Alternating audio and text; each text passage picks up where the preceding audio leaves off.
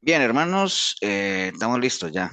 Discipulado Efesios 4:23, martes 8 de octubre de este 2024. Así es que agradecidos con Dios por una oportunidad más que tenemos de reunirnos por este medio, como ya llevamos ya un tiempo desde el 2020 ya reuniéndonos semana tras semana y bueno, compartiendo, discutiendo, pero en resumen, aprendiendo, ¿no? Unos de otros. Así es que agradecidos por esa oportunidad que Dios nos da y bueno, vamos a poner todo en las manos del Señor. ¿Alguien que quiera orar para que arranquemos?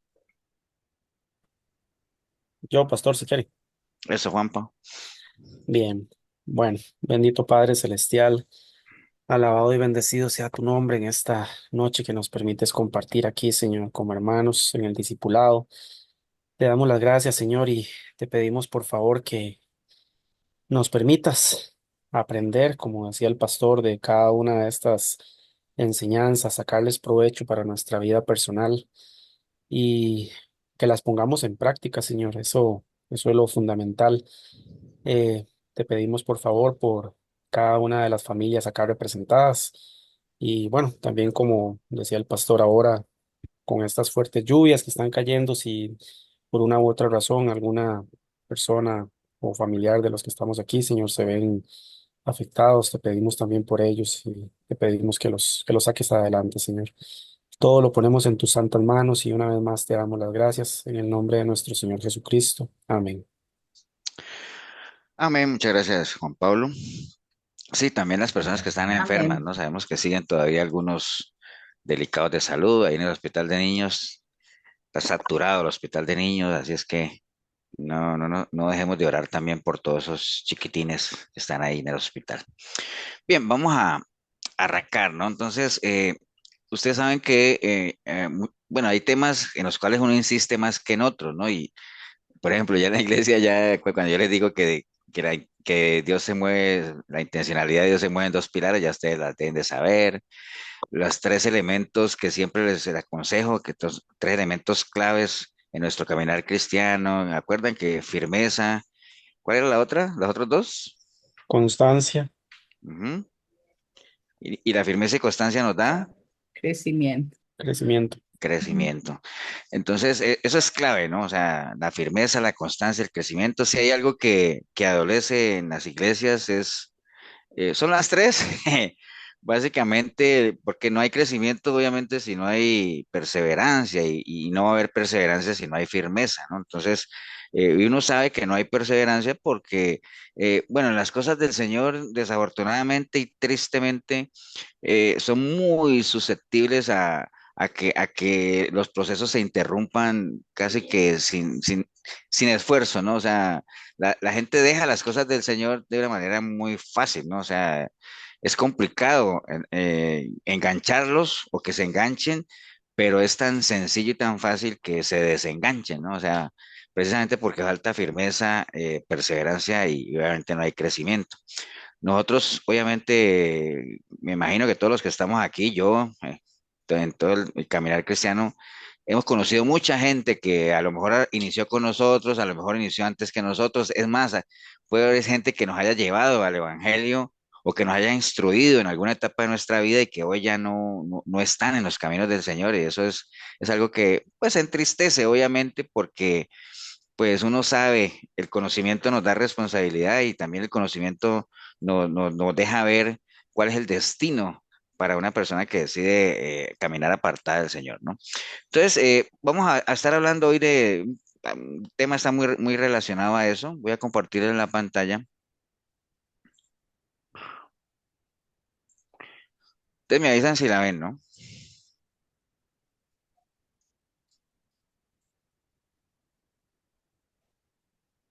¿Ya la Listo ven? ya, Sí. pastor. Sí. Ok. Listo. Entonces Sí, vamos a hablar señor. de este tema, ¿no? Que hace algunos años lo tocamos en la iglesia un domingo, de que en las cosas del Señor realmente no es como uno empieza, ¿no? Sino como uno termina, ¿no? Entonces, y eso es un llamado, digamos, a nosotros los que estamos aquí, es un grupito de discipulado que nos hemos mantenido, que vamos ahí perseverando, no sabemos todo, o sea, nos falta muchísimo por aprender, eh, pero lo importante es que lo poquito que uno vaya aprendiendo, lo entienda, lo viva y que eso le permita a uno asegurar que uno termine bien, ¿no? O sea, el asunto es terminar bien, ¿no? ¿Cómo arrancamos? Bueno, algunos pueden haber arrancado bien, otros no, no tanto, pero lo ideal siempre es que uno pueda mirar hacia atrás y uno diga, wow, ya definitivamente no soy lo que antes era, ¿no? O sea, lo que siempre hemos repetido, ¿no? Tampoco somos todavía lo que el Señor espera que seamos, pero ahí vamos en ese proceso, ¿no? Y quería yo usar ese pasaje que está en Gálatas 3:3 que Pablo le decía a la iglesia de Galacia, obviamente le decía, tan necios sois ustedes, o sea, acuerden lo que es acuerdan lo que es un necio, ¿no? ¿Qué es un necio? ¿Se acuerdan? Falta de Dios. ¿Alguien se acuerda de lo que es un necio? Es estar sin Dios. Sí, digamos Es, que al- el pecador es es necio, alguien, pero la definición general dentro y fuera de Dios de un necio. Aquella es persona alguien que Espérate, a ver insiste que está haciendo el mal. ¿cómo, Chile? Es alguien que insiste, que sabe que está haciendo mal y insiste haciendo el mal. O que, sí, es básicamente eso. Sí, Juan Pablo, ¿ibas a decir algo? No, básicamente en la línea de lo que decía Shirley es alguien que persiste en su error y que no acepta consejo o recomendación. Correcto, sí. Un necio es eso. Sí, digamos, lo que decía Paula tiene sentido, o sea, porque la Biblia dice que el necio dice en su corazón que no hay Dios. Entonces, sí, obviamente la gente que está apartada de Dios es necia, ¿no? O sea, porque saben que están en un error porque se necesita ser muy necio para negar que hay un Dios, pero persisten en el error. Entonces, una persona necia es esa, ¿no? Alguien que está equivocado, pero aunque esté equivocado y se le demuestra que está equivocado, persiste defendiendo su posición, ¿no? Entonces, Pablo le decía a la gente de Galacia, le decía, ustedes son necios, ¿no? Tan necios sois que habiendo comenzado por el Espíritu y ahorita van a terminar por la carne, ¿no? Empezar por el Espíritu, obviamente lo interpretamos, porque mire que Espíritu está con E mayúscula, estamos hablando del Espíritu de Dios, es decir, ustedes ya habían trascendido a ser espirituales o ya habían dado ese pasito y ahora vuelven otra vez a la carne, ¿no? Entonces, acuérdate que cuando la Biblia habla de carne, hay que saber interpretar, ¿no? Porque a veces uno, por ejemplo, Jesús estuvo en la carne, ¿estamos de acuerdo o no? Sí, amén. Quiere decir que él estuvo en un cuerpo físico, ¿no? Cuando estuvo vivo, cuando Jesús estuvo en la carne, o hay unos versículos que dice que para que cuando nosotros, lo que nos queda por estar en la carne, no seamos presa a la concupiscencia, ¿no? Entonces, es decir, mientras estemos vivos. Y también cuando habla de estar en la carne, se refiere a estar digamos, en un estilo de vida carnal, ¿no? O sea, mundano como tal. Entonces, hay que saber interpretar eso cuando uno lo lee. Cuando está hablando de que empezaron en el espíritu y ahorita van a terminar en la carne, ya está hablando de esas dos naturalezas, espiritual y carnal, ¿no? Entonces, esto va ligado a un dicho que nosotros hemos escuchado, seguro que dicen que lo que mal empieza, mal termina, ¿no? O sea, es que lo que mal empieza, mal termina. Ahora, la pregunta mía para ustedes es, ¿ustedes qué piensan de ese dicho? Bueno, si nos permanecemos en Cristo, más bien lo que mal empieza y si regresamos en paz con Dios, bien termina. O sea, ¿tú dices que es verdadero el dicho o falso? No que sería falso en Cristo, ¿verdad? Porque en Cristo, alejados de Él, empezamos mal. Si reconocemos y regresamos a lo que Él establece, pues, y permanecemos, pues terminaríamos bien, a pesar de que empezamos mal. Pero, o sea, bueno, ahorita lo vemos. Juan Pablo dice que eso no se cumple si es que estamos en Cristo. Y en términos generales, ¿ustedes creen que se cumple o no se cumple? Sí, sí se cumple. Eso sería como siembra cosecha. Puede ser. Si hacemos algo mal, no podemos pretender que resulte bien. Si hacemos algo mal, no, nada bueno va a salir de ahí. Bueno, digamos, aunque no es exactamente alineado a lo que dice ahí, ¿no? Porque ahí habla de lo que mal empieza, de empezar algo, ¿no? Pero tiene sentido. Pero en términos generales, digamos, es algo relativo, ¿no? Es algo relativo. E inclusive dentro del reino de Dios, como lo vamos a ver ahora, es algo relativo. ¿Qué quiere decir eso?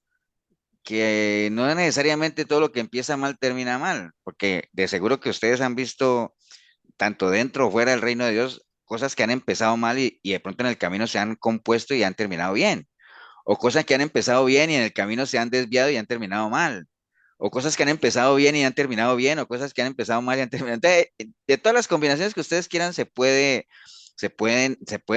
digamos, aplicar ahí, ¿no? Entonces, pero sí, digamos, si nos vamos nosotros a las matemáticas de Dios como tal, las matemáticas de Dios son diferentes, ¿no? Entonces, digamos, un buen inicio tampoco garantiza un buen final, ¿no? Digamos, lo único claro en las matemáticas de Dios es que el asunto no es como uno empieza, sino como uno termine. O sea, si tú terminas bien y terminas bien, genial. Si tú empiezas mal y terminas bien, genial. ¿Y me entiende? Lo importante es que usted termine bien, esa es la única combinación ahí, ahí, lo demás sobra, ¿no? Entonces las matemáticas de Dios en ese sentido cambian, ¿no? No son tan relativas como lo que vimos ahora de que bien y bien, mal y bien, bien y mal, mal, no, no, aquí solamente hay una combinación válida, es terminar bien, nada más. O sea, ya lo demás no importa, ¿no? Si empiezas bien o empiezas mal. Entonces, pero lo que sí es garantizado dentro del reino de Dios es que un buen inicio no te garantiza un buen final, eso sí está claro, ¿no? Ahora, si uno arranca bien, ya estamos hablando de las cosas de Dios, si uno arranca bien y se mantiene, aplicaría uno, por ejemplo, 1 Corintios 10:12 que dice que el que esté bien o el que crea que está bien, pues cuídese, ¿no? O sea, si uno arranca bien y se mantiene, lo que hablamos ahorita, arrancamos bien dentro de las cosas de Dios, o sea, obviamente estamos hablando cuando uno le entrega su vida al Señor, que es la mejor manera de arrancar bien, ¿no? Entonces, si uno se mantiene, es decir, firmeza, constancia, crecimiento, entonces mire que no caiga, es decir, cuídese, ¿no? Ahora, si uno arranca mal y uno lo reconoce, porque hay gente que empieza bien bueno, y vuelve y retrocede, ¿no? Entonces, si uno lo reconoce, también la palabra dice, bueno, reconoce a Dios en tus caminos y Él enderezará tu senda. Entonces, hay forma de enderezar y de esa manera terminar bien, ¿no? Entonces, en Dios, si usted arranca bien y se mantiene, asegúrese de terminar bien. Si usted arranca mal, o por lo menos se ha desviado o ha caído, asegúrese de recomponer la senda para que termine bien, pero a la larga en Dios lo importante es terminar bien, ¿no? O sea, lo que les decía ahorita. Entonces, en la carta de Gálatas, que lo vamos a usar, vamos a usar varios ejemplos, esto que está en la carta de Gálatas, que es una carta que nos sirve mucho para este tema que estamos hablando. Vamos a usar más adelante otros dos ejemplos bíblicos también para que nos ayuden a armar todo el tema como tal, ¿no? En la carta de Gálatas, y los que tengan Biblia, si quieren, pueden tener ahí abierto el libro de Gálatas, que lo vamos a usar ahorita. Es una carta, digámoslo, digamos, acuerden que las cartas que Pablo escribía tenían una estructura definida, ¿no? O sea, una carta siempre se componía por un saludo, una introducción y un desarrollo y al final una despedida, ¿no? Pero si hay algo que caracteriza a la carta de Pablo a los Gálatas, eh, es su notable enojo y decepción por lo que en lo que la iglesia había caído, ¿no? Básicamente, ¿no? Y miren que el arranque empieza inclusive del Gálatas 1:1, porque en Gálatas 1:1 Pablo le está diciendo, porque acuérdense, ¿por qué meto yo la carta de Gálatas? Porque leímos un versículo al principio donde él les decía, hey, pero ustedes qué, son necios porque empezaron en el espíritu y están terminando en la carne. Entonces, ¿me entiendes? ¿Qué les pasó, no? Entonces, pero vamos a ver todo lo que encierra la carta de Gálatas y él empieza en el 1:1 mostrando su enojo, porque él dice, Pablo, apóstol de una, ¿no? Él dice, yo soy un apóstol, o sea, soy una persona, acuérdate que un apóstol es un enviado, ¿no? Entonces, como quien dice apóstol, no dice, bueno, no dice propiamente Jesucristo, pero más adelante lo hace énfasis. Y mire que entre paréntesis él pone Pablo apóstol y entre paréntesis pone no de hombres, ni por hombres, sino por Jesucristo y por Dios el Padre que lo resucitó de los muertos. Entonces, ustedes saben dentro de la gramática, ¿qué significa cuando uno pone algo entre paréntesis? Está haciendo una aclaración. Está haciendo una aclaración y un énfasis en algo, Ajá. ¿sí o no? Porque él está diciendo Pablo apóstol, pero ojo, no cualquier apóstol, ¿ah? Ni de hombre, a mí nadie me ha nombrado, a mí apóstol de Jesucristo y formado por él y él mismo levantado por el Padre que lo resucitó de los muertos. Cierro paréntesis, ¿entiende? Como haciendo énfasis y uno ya ve ahí su enojo, ¿no? Porque no en todas las cartas que él escribió él hace ese énfasis, él simplemente dice, escribe Pablo, siervo de Jesucristo. Pero no, aquí hace énfasis que realmente él es apóstol de Jesucristo como tal, ¿no? Entonces hace énfasis en esa calidad de siervo que él es y por quién ha sido instruido. Por eso es que él cuando le escribía también en otro versículo, no me acuerdo si le escribía a Tito o a Timoteo, cuál era, que decía que enseña lo que has aprendido, sabiendo de quién lo has aprendido, ¿me entiendes? Porque es bien importante que uno haga referencia a quién es el que lo ha instruido a uno. Él está haciendo referencia ahí de que él fue instruido directamente por el Señor Jesucristo como tal, ¿no? Entonces, más adelante, ahí mismo en el verso 6, bueno, él sigue obviamente diciendo, Pablo, a todos los hermanos que están conmigo en la iglesia de Galacia, la gracia, el saludo, ¿no? Porque eso se llama salutación, ¿no? Ya después del versículo 6 en adelante, él empieza a desarrollar la carta, y entonces ahí comienza ya la queja, ¿no? Y él dice, estoy maravillado. Acuerden que el domingo veíamos cuando estamos viendo los milagros, que a los milagros también se les conocen como prodigios, maravillas y señales, ¿no? Y que la maravilla es el impacto que produce algo, ¿no? Cuando uno dice estoy maravillado es porque algo le causó cierto impacto, ¿no? Y ese impacto puede ser para bien o puede ser para mal. Uno se maravilla de algo bueno o también uno se maravilla de algo malo porque uno dice, wow, me asombró. O sea, cuando, por ejemplo, cuando uno ve en las noticias que hay un asesinato muy violento, uno dice, uno se maravilla en el sentido de que se impresiona, ¿no? Es decir, hasta dónde puede llegar la maldad de la gente y la crueldad, ¿no? Entonces Pablo le está diciendo a ellos, estoy maravillado de qué tan pronto os hayáis alejado del que os llamó por la gracia de Cristo para seguir un evangelio diferente, ¿no? Entonces, ya usted va sabiendo cuál es la queja de él. La iglesia de Gálatas había sido levantada por Pablo, se le había sido presentado un evangelio y él dice, tan rápido se desviaron, o sea, pero tan rápido, entonces es lo que él está diciendo ahí. Y dice, y no es que haya otro evangelio, sino que algunos que os perturban y quieren pervertir el evangelio de Cristo. Dice, mas si aún nosotros, o sea, él, el que está escribiendo, porque no solamente la carta la escribía él, mas si aún nosotros o un ángel del cielo os anunciare otro evangelio diferente, el que hemos anunciado, pues sea anatema, ¿no? O sea, sea maldito.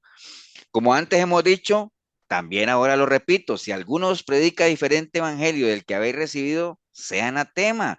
Pero busco ahora el favor de los hombres o de Dios, o trato de agradar a los hombres, pues si todavía agradar a los hombres, no sería siervo de Cristo, ¿no? Entonces, ahí ustedes en esos 5 versículos ven el reclamo duro que él le hace a la iglesia como tal, ¿no?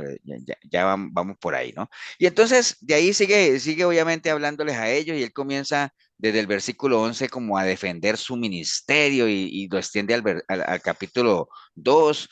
Y voy a leer algunos versículos nada más, pues dice, les hago saber, hermanos, que el evangelio que yo les anuncio no es según hombre, pues yo ni lo recibí ni lo aprendí de hombres algunos, sino por revelación de Jesucristo, ¿no? Y entonces él comienza a hablar varias cosas como a defender su ministerio, porque acuérdese que en el momento en que él se iba de las iglesias, comenzaba otra gente a meter lo que conocemos como la cizaña, ¿no? A tratar debajo de cuerda, a meter otro evangelio y a descalificar al mismo Pablo y todo ese asunto. Y por eso es que él dice, yo soy siervo de Jesucristo, yo fui instruido por Jesucristo, porque comienzan a decir, lo primero que para la gente descalificar lo que uno ha enseñado, pues la manera más fácil es descalificar, no lo que uno enseña, sino descalificar a la persona como tal, ¿no? Por eso es que a Jesucristo le decían, pero ese no era el hijo del carpintero, no era por lo que él decía, porque ellos lo que decía era cierto y todo eso, pero decían, ¿cómo descalificamos lo que él habla? Bueno, descalifiquémoslo a él, pero si es que ese es de Nazaret, de allá que va a salir algo bueno. Pero ese no es el hermano de su mamá, no es María y acá, ¿me entienden? Entonces, esa es una buena estrategia que hasta el día de hoy se usa, ¿no?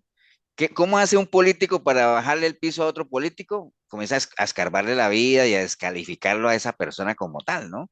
Por más propuestas buenas que tengan, ¿cuántos políticos no han caído, no por sus propuestas que pueden que hayan sido buenas, sino porque algo les encuentran en su vida que los descalifican y hasta ahí llegan, ¿no?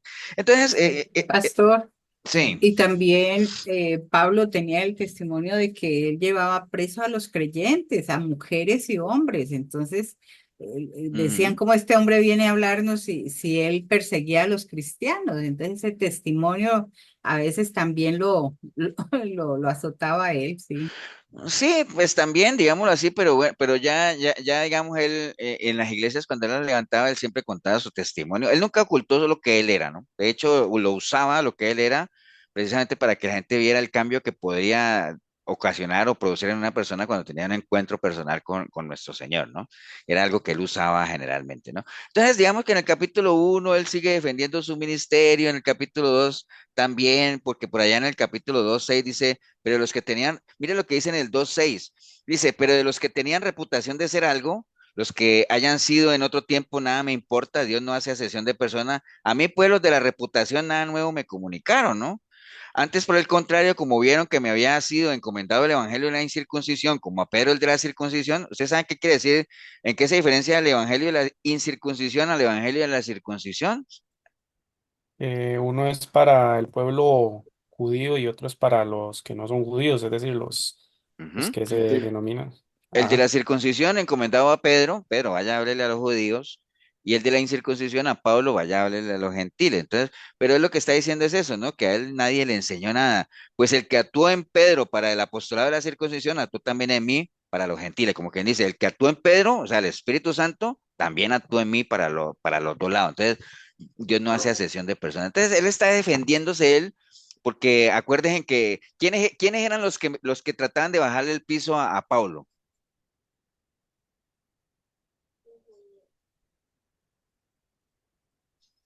¿Quiénes eran? O sea, cuando Oh, él levantaba una iglesia, eh, ¿quién- qui- ¿ustedes se acuerdan? Las iglesias cristianas en principio fueron formadas por quiénes? no, pues, ¿Sí se acuerdan o ¿qué? no? Para los mismos judíos. Por judíos, está bien, por judíos, y después, que ahí entraba Pedro, ¿cierto? Y después cuando ya Pablo fue allá a Galacia y todo eso, entonces habían de todo, habían judíos y gentiles, ¿no? Entonces cuando él se iba, ¿quiénes eran los que comenzaban a llenarle la cabeza a los gentiles ahí de cosas y a venderles otro evangelio o otras cosas? Los judaizantes.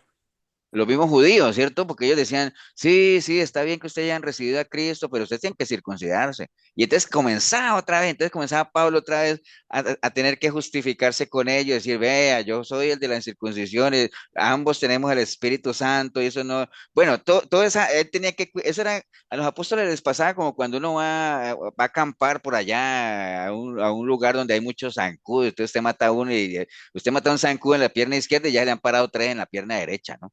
Aquí él atajaba una falsa doctrina aquí, aparecían otros por acá, que está aquí, que, bueno, una cantidad de cosas, ¿no? Entonces, a él le tocó eso, defender su ministerio otra vez, y ya llega el capítulo 3 donde comienza a hablar, y es parte de lo que leímos ahorita, cuando les dice a ellos, oh Gálatas insensatos, ¿quién os fascinó para no obedecer la verdad a vosotros antes cuyos ojos Jesucristo ya fue presentado claramente entre vosotros crucificado? Como quien dice, Gálatas, ¿qué es algo insensato? Bueno, ahí abajo está la definición. La insensatez es esa falta de juicio, ¿no? Esa falta de prudencia, esa falta de madurez para actuar, ¿no?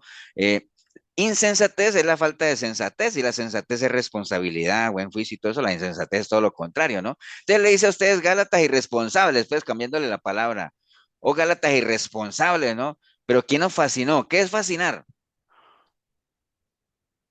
Hechizar. Encantar, que les Convencer. gusta. Es que cuando Marquito decía hechizar, como para ir corrigiendo, es que hechizar es una palabra muy fuerte para fascinar, ¿no?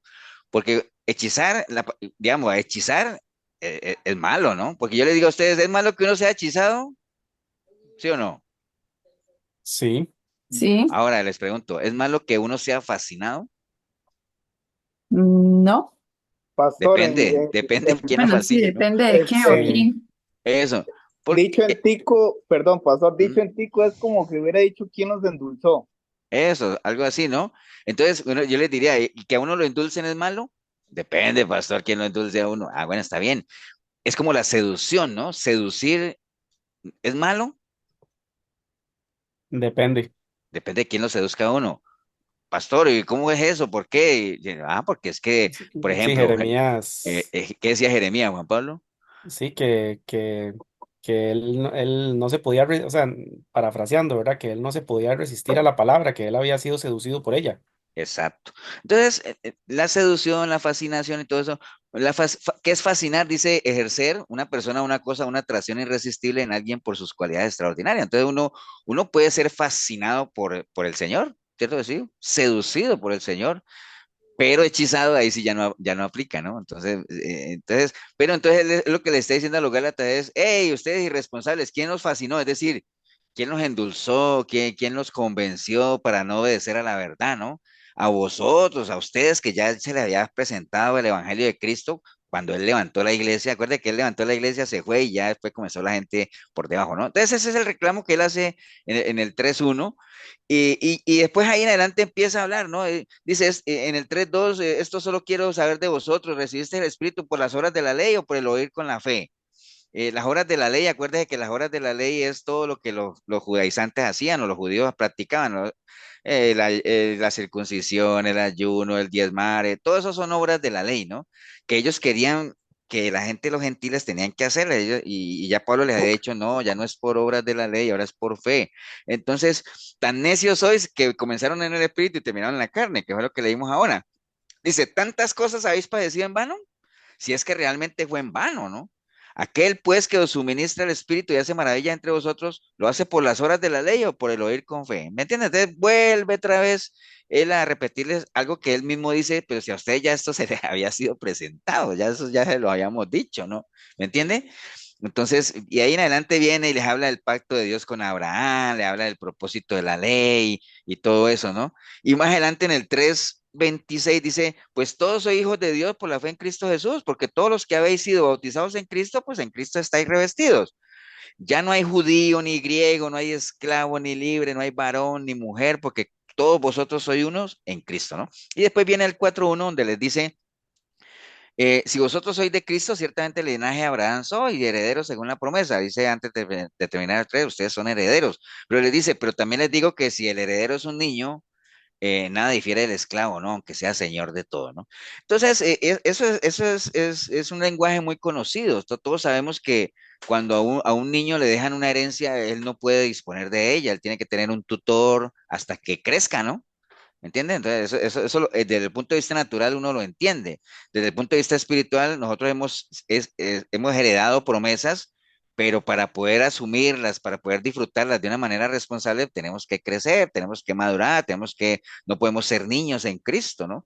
Y es lo que él les está diciendo ahí. Si no, serían como esclavos, y los esclavos pues tienen una característica: el esclavo no se manda, el esclavo depende de otro, ¿no? El esclavo no piensa, el esclavo no sueña, el esclavo, bueno, tantas cosas, ¿no? Después en el versículo 5 ya estamos haciendo un repaso muy largo, muy rápido por la tercera o por la carta a Gálatas, digámoslo así. En el versículo 5 dice, estad pues firmes en la libertad con que Cristo os hizo libre y no estáis otra vez sujetos al yugo de esclavitud. Como quien dice, ustedes ya le entregaron su vida a Cristo, ¿no? Ustedes han sido liberados, entonces no se vuelvan a esclavizar otra vez de todas esas prácticas judaizantes, ¿no? O sea, ya ustedes se liberaron de eso, ¿no? ¿Me entiende?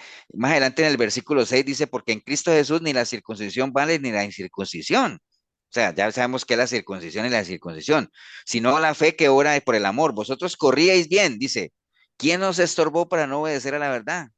Esta persuasión no procede de aquel que os llama, un poco de levadura leuda toda la masa. Acuérdense de lo que también hemos hablado de eso, ¿no? Entonces él está diciendo, pero ¿quién les estorbó a ustedes? O sea, si ustedes iban bien, más atrás les había dicho, empezaron en el espíritu y terminaban en la carne, dígame, si no conoce usted gente a la que le podría decir eso, ¿no? Pero mira, vos, ¿qué te pasó? Si empezaste bien y terminaste ahora mal, o ibas bien, estabas corriendo bien, ¿quién te estorbó? ¿Me entiende? O que uno se lo pueda decir al espejo de uno. Imagínese, sería peor, ¿no? Y ya en el versículo 5 también vienen las famosas obras de la carne y el fruto del espíritu como tal, la gran contradicción que hay de caminar en el espíritu, caminar en la carne, ¿no? El que camina en la carne es visible porque manifiesta las obras de la carne, y el que camina en el espíritu también se hace visible porque si hay algo visible en la vida de una persona es el fruto. ¿Por qué digo yo que el fruto es visible?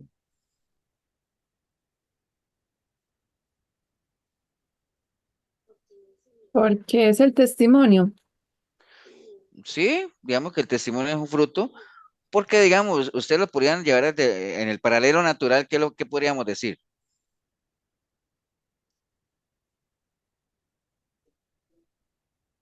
O sea, ¿qué es lo que nos permite identificar un árbol?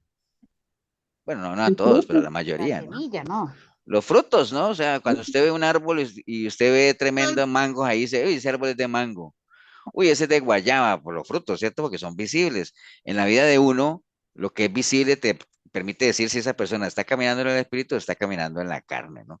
Y ya en el capítulo 6 vienen algunas recomendaciones finales, ¿no? Ya que él da, por ejemplo, en el versículo 3 dice, porque el que se cree hacer algo no siendo nada, a sí mismo se engaña. Es decir, como él está hablando a los Gálatas, eh, que se desviaron y todo eso, y que ahorita ya estaban hablando otro lenguaje, ya volviendo a hablar de las costumbres judaizantes y todo, entonces le está diciendo eso, eh, el que se cree hacer algo sin ser nada, pues así mismo se engaña, así que cada uno someta a prueba su propia obra y entonces tendrá motivos de gloriarse solo respecto de sí mismo y no de otro, porque cada uno llevará su propia carga, ¿no? Le está diciendo él ahí en el capítulo 6, ¿no? Básicamente en eso, ¿no? O sea, son recomendaciones finales. Después en el 6:10 dice, así que según tengamos oportunidad, hagamos bien a todos y mayormente a los hermanos de la fe, ¿no? Entonces, esto es como un recorrido muy rápido que hicimos en la carta de los Gálatas. ¿Por qué utilizamos en primera instancia esta carta? Porque es un ejemplo muy visible, muy claro de lo que estamos hablando, ¿no? En las cosas de Dios, acuérdense, no es como uno empiece, sino como uno termine. La iglesia de Gálatas, obviamente la levantó Pablo y no dudamos por el pastor que tenían, por la persona que la levantó, que fue levantado bajo unos buenos cimientos, unos buenos fundamentos, se le presentó a Jesucristo, se le hizo énfasis que ya no era por las obras de la ley, era por una palabra de fe como tal, pero bueno, no fue sino que él se fuera y ahí mismo de una manera muy, muy, muy fácil cayeron envueltos en el engaño de gente que vino a sembrar otro evangelio. Exactamente lo mismo pasa hoy, ¿no? Tristemente conoce uno gente que ahorita anda en prácticas que no tienen nada que ver con Cristo, ¿no? Gente que en su momento estuvo bien cimentada, gente que en su momento uno la escuchaba hablar. Yo conozco inclusive gente que en algún momento estuvieron pastoreando y todo y hoy andan en vicios, divorciados. Y el hecho de que estén divorciados no quiere decir pues que estén en tragedia, ¿no? Porque yo no estoy hablando de eso, sino que hablo de matrimonios rotos en el sentido de que se metieron en relaciones indebidas, en adulterios y en cosas de esas, ¿no? O no nos vayamos tan lejos, gente que ya no se congrega, ya no va a la iglesia, y vuelvo y le digo lo que en algún momento he dicho, o sea, el problema no es que no vayan a la iglesia nuestra, sino que ya no van a ninguna iglesia, o sea, ya no se congregan, ya no, entonces, eso es muy delicado, ¿no? Yo, por ejemplo, yo en lo personal, creo yo, y siempre lo defenderé, de que hay que congregarse, ¿no? O sea, yo creo que el roce con la gente, eso es algo que eso no tiene precio, ¿no? Eso no, nada lo reemplaza, ¿no? Entonces, ahora, ¿por qué muchos arrancan bien y terminan mal, ¿no? O sea, uno no podría tener una respuesta única para todo, ¿no? Ahora, porque ustedes podrían decir, pastor, es que no estaban fortalecidos en el Señor. Sí, puede ser, ¿no?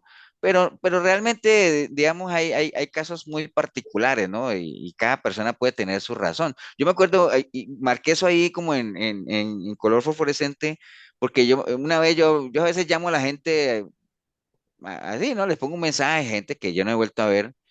Y una vez una persona que ya no había vuelto a la iglesia le pregunté, mira, ¿por qué no has vuelto a la iglesia? Y me dice, no, pastor, es que mira que me estoy muy confundido.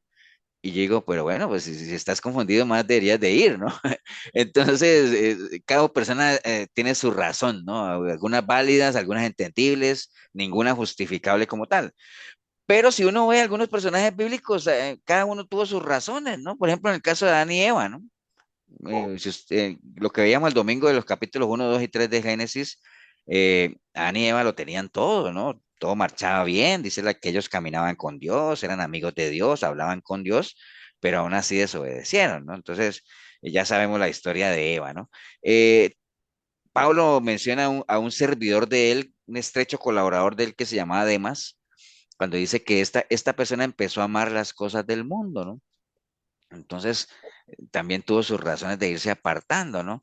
Y el rey Usías, allá en Segunda de Crónicas 26, mire lo que dice la palabra de este rey Usías, dice que este rey hizo lo recto delante de los ojos de Dios, de Jehová, ¿no? Conforme a todas las cosas que había hecho Amasías su padre, y persistió en buscar a Dios en los días de Zacarías, entendido en visiones de Dios, y en estos días en que buscó a Jehová, él le prosperó. Mas cuando ya era fuerte, su corazón se enalteció para su ruina, porque se rebeló contra Jehová su Dios, entrando en el templo de Jehová para quemar incienso en el altar del incienso. Entonces, esta persona ya cuando obviamente ganaba batalla y todo eso, entonces se enalteció, es decir, se llenó de orgullo, ¿no? Y comenzó a hacer cosas que no le correspondían a él, porque eso de quemar incienso no le correspondía al rey, eso le tocaba al sacerdote.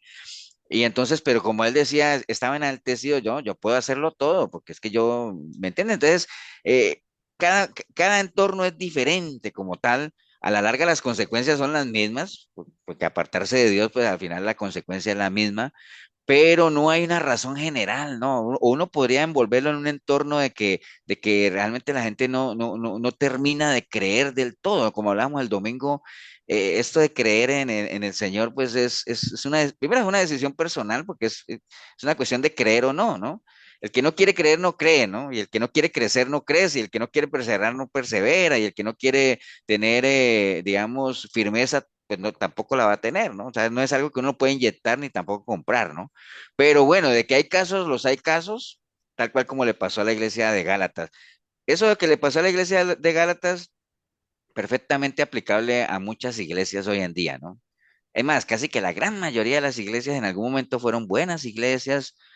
Todos estos apóstatas dicen, yo no recuerdo, hay gente que sí se acuerda y dice, pero si esa persona en su tiempo era un siervito de Dios, era una persona sana, pero ya después viene lo que dice ahí, ¿no? Ya los corazones se enaltecen y ya la gente comienza a irse por otro lado, ¿no? Bueno, en el caso de Saúl, Judas, Sansón, todos esos son personajes que en algún momento fueron escogidos por Dios, ungidos por Dios y al final pues sabemos que terminaron mal, ¿no? Como tal.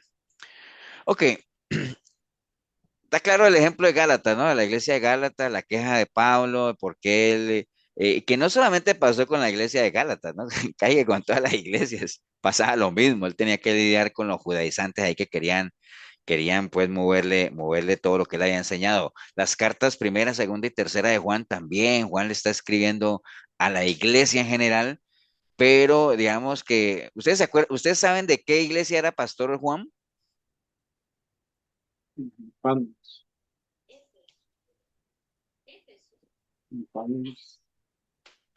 ¿Sí saben o no?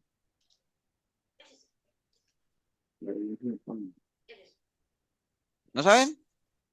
Dígame si sí o no, por lo menos para saber. No, no, yo no sé. era una de las 7 iglesias que se mencionan en Apocalipsis o Sí, pues sí, está cerca, Juan Pablo. Esmirna, Agarraste la letra inicial, pero no eres misma. Éfeso. Éfeso. Sí, él era pastor de la iglesia de Éfeso. Entonces, probablemente le estaba escribiendo a la iglesia de Éfeso, pero aplica a todas las iglesias porque él estaba advirtiendo. Acuerda que él dice que han salido por ahí muchos anticristos y todo eso. O sea, cualquiera podría decir, pastor, ¿y por qué habla Juan de anticristo si se supone que el anticristo va a venir en la gran tribulación? No, lo que pasa es que ahorita, es más, ahorita hay una cantidad de anticristos. Porque ¿qué es un anticristo? Todo el que va anticristo, o sea, en contra de la doctrina de Cristo, ¿no? ¿Me entiende? Entonces, eran advertencias a las iglesias de que se cuiden, todo eso. Las cartas de las 7 iglesias, en 6 de esas cartas es para recriminarle algo a la iglesia, ¿no? De que hay pecado ahí, de que hay una profetisa allá, que hay falsas doctrinas, bueno, todo eso, ¿no? Entonces, esta carta de Gálatas la usamos porque es muy enfático Pablo en decir, ustedes empezaron en el espíritu, terminaron en la carne, ustedes estaban corriendo bien y terminaron mal. ¿Qué fue lo que les estorbó? ¿Por qué se dejaron fascinar tan rápidamente? Si estaban bien. Entonces, nada más para que tengamos presente que en las cosas del Señor, era lo que les decía ahorita, la gente en general o la iglesia tiene esa tendencia a apartarse o a dejar a Dios de una manera tan fácil, ¿me entienden? O sea, hay una fragilidad muy tremenda precisamente porque no hay firmeza, constancia, crecimiento. Ok, vamos a usar ahora otro Pastor, ejemplo. Sí. ajá, es que se me viene una pregunta cuando usas la frase que no es como uno empieza, sino como uno termina. Entonces, generalizando mi idea, digamos, como termina, dice, pero si yo todavía no me he muerto, si, Ujú. estoy todavía aquí. Entonces yo lo llevaría, bueno, pienso yo no, yo lo llevaría era que esa constancia del presente, de que estemos preparándonos. Claro, hay gente que ya se ha salido, hay gente que no quiere ya nada o ya están apartados y ni se dan ni cuenta ellos mismos, pero digamos ese, cómo inicié yo y cómo termino, pero es que no me he muerto, digámoslo, se me viene pues a mi cabeza, eh, esto todavía está continuando. Hay gente que uno cree que no se va a morir y no sabe mañana a uno qué le pase, ¿sí me entendés? Entonces, no prepararse, ese presente, no prepararse, bueno, si estoy bien, yo creo que voy a terminar bien. ¿Sí me entendés? Sí, ahora que Milena menciona eso, me acordé de una canción, hay una canción de salsa que uno escuchaba en Colombia que decía, que hablaba de que no es nada cristiano, ¿no? Pero decía algo que el que está envuelto en las drogas, el que está en las drogas, está muerto y no lo sabe. Entonces me acordé de eso ahorita, porque el que sí, el que está apartado de Dios, porque aunque lo sepa o no lo sepa, está muerto, digámoslo, pero no lo sabe. ¿Me entiende? Porque está bien, hay gente que está apartada de Dios y está completamente consciente de que están apartados del Señor, que es peligroso, pero que es mucho más peligroso aquel que está apartado de Dios, pero que cree que está con Él, ¿no? Que de esos hay una cantidad, ¿no? O sea, pero estamos, pero llenísimos, las iglesias están llenas de gente que apuesta por una espiritualidad tal que bueno, yo andaría con guantes de seda y con pies de plomo, ¿no? Ahí porque precisamente por eso el consejo siempre es hay que estarse examinando, hay que examinarse, no sea que lleguemos allá y le digamos, Señor, aquí estoy, mira todo lo que hice para ti, mira todo lo que prediqué, mira todo lo que... Y que el Señor le diga a uno que no lo conoce, ¿no? Entonces es muy delicado este asunto. Las cosas de Dios son serias, ¿no? Eh, Vamos a usar un ejemplo de una persona, un hombre, ya les doy un consejo que arrancó súper bien, tuvo todo, pero al final lo perdió todo.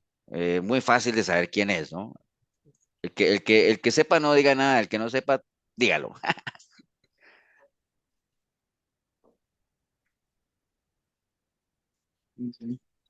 ¿Quién se les ocurre? Bueno, todos, cualquiera, el que lo sepa y no lo sepa. ¿Hijo? Salmón, Salomón. Job al final no lo perdió todo, porque Dios le restituyó, ¿no?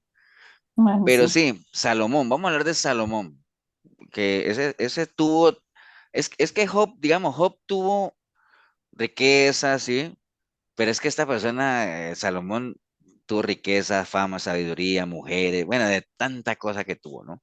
Entonces, vamos a aprovechar el ejemplo de Salomón para que nos lleve otra vez a este tema que estamos hablando de que no, en las cosas de Dios no es como uno empiece, sino como uno termine. Y Salomón también tiene una historia que, como todas las historias de la Biblia, ¿no? O sea, lo que esté en la Biblia no hay que menospreciarlo, ¿no? Por más que uno crea que son historias que ya no valen la pena, todo lo que esté en la palabra, el solo hecho de que esté en la palabra tiene su enseñanza, ¿no? Entonces, vamos a hablar del rey Salomón. Bueno, es tercer rey del reino unificado, segundo rey de David, designado rey a los 20 añitos, ¿no? Entonces, el inicio de Salomón se menciona ahí en Primera de Reyes 4:29 al 34. Dice la palabra del Señor en Primera de Reyes 4:29, dice, y dio, y Dios dio a Salomón sabiduría y prudencia muy grandes y anchura de corazón como la arena que está a la orilla del mar, ¿no? Era mayor la sabiduría de Salomón que la de todos los orientales y que toda la sabiduría de los egipcios. Aún fue más sabio que todos los hombres, más que Tan, Esraíta, y Quemán, Calcol y Darda, hijos de Maol. Y fue conocido entre todas las naciones de alrededor. Y compuso 3.000 proverbios y sus cantares fueron 1.005. 1.005. También disertó sobre los árboles, desde el cedro del Líbano hasta el hisopo que nace en la pared.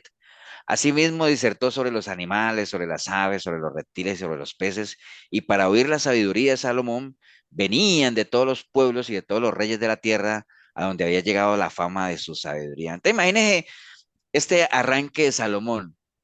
Mejor arranque no se podría, ¿no? De hecho, le agregamos a esto que él impresionó a Dios con lo que le pidió. Ahora que dice ahí que venían reyes de todo lado, hay una reina muy famosa que vino a verlo a él. ¿Cómo se llamaba esa reina? La ¿O de dónde reina venía? de Saba. Lo de La reina Saba. de Saba, ¿no? Ella recorrió, yo no sé cuántos miles de kilómetros solamente para ir a hacerle una preguntita, unas preguntas a Salomón, ¿no? Imaginen ustedes. Entonces, miren el arranque de Salomón, un arranque pero tremendamente, ¿no? No podemos negar, o sea, nosotros que fue un muy prometedor arranque, ¿no? Salomón, digámoslo, digamos, aparte de nuestro Señor Jesucristo, ¿no? Pues es el hombre más sabio que ha vivido en este mundo, aunque hay algunas corrientes que dicen que, que hay alguien que fue más sabio que Salomón. ¿Han oído ustedes hablar de eso? Yo lo he mencionado en la iglesia. Daniel. Daniel. Hay gente que dice que Daniel fue más sabio que Salomón, pero bueno, pero el caso es que como Salomón, sí la Biblia lo menciona que recibió una sabiduría directamente de Dios, aunque la de Daniel también, obviamente, pero la de Daniel se asume, se sobreentiende, la de Salomón fue una conversación de él directamente con Dios y Dios le dio sabiduría, ¿no? Entonces, además el Señor le concedió el privilegio de ser quien construyera el templo de Israel. Acuérdate que David quería construirlo, pero al final él dijo, no, el que lo va a construir, ¿quién es? Salomón, ¿cierto que sí? En esta historia de David y Salomón, hay una enseñanza que quería traer nada más para los que somos padres, de la importancia que nosotros hagamos nuestro papel de padre como lo hizo David, ¿no?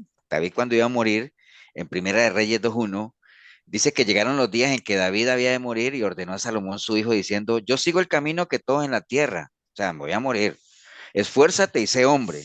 Guarda los preceptos de Jehová tu Dios, andando en sus caminos y observando sus estatutos y mandamientos, sus decretos, sus testimonios, de la manera que está escrito en la ley de Moisés, para que prosperes en todo lo que hagas y en todo aquello que emprendas, para que confirme Jehová la palabra que me habló diciendo, si tus hijos guardaren mi camino, oh, a veces dicen, pastor, y Dios le prometió a David algo sobre Salomón y al final no lo cumplió. No, aquí dice, lo que Dios le prometía a Salomón, ¿no? Si tus hijos guardaren mi camino, andando delante de mí con verdad, de todo su corazón y de toda su alma, jamás dice, faltará a ti varón en el trono de Israel. Entonces, David hizo con Salomón lo que uno debe hacer como papá, ¿no? Uno tiene que advertir a sus hijos, esfuérzate y sé hombre si es un varón, esfuérzate y sé una mujer de bien, estudia, sé temerosa de Dios, obedece.